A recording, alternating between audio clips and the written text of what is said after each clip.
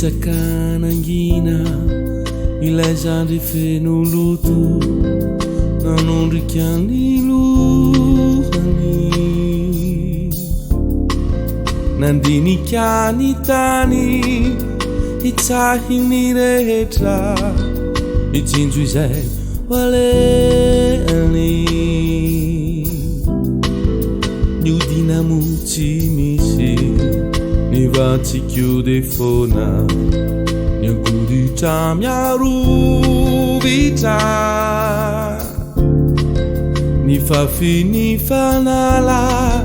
ny ovitry ny atsika ny aretany avoko ireo fatrotraky ny fiainana lay tovolay kafanina tsy dintsony zay hoale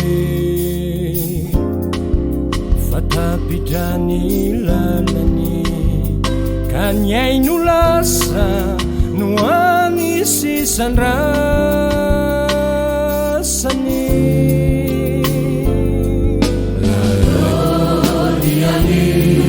Sinambitsy zay anao rasitraka anomezo azy io mevazy any nyazavany zay tsy tany atrizay mevazy raiko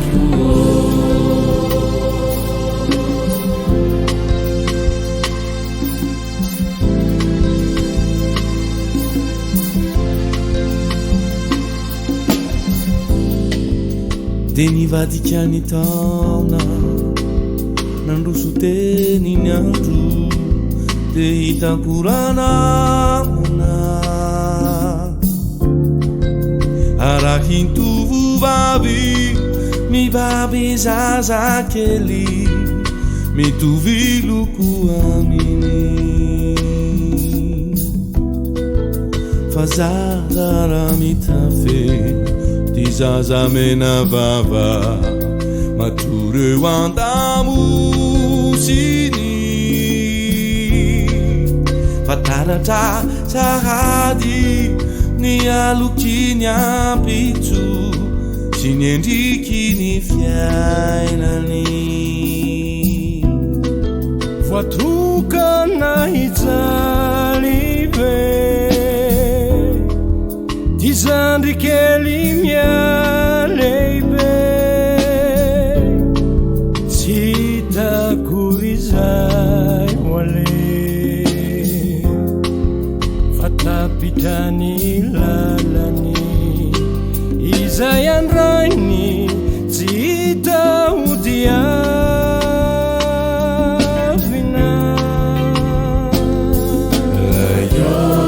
ayoniany sinambitsy zay anao rasitraka anomezo azy io mevazy any nyazavany zay tsy tany atrizay mevazy raiko ayoniany sinambitsy zay anao rasitraka Palmewa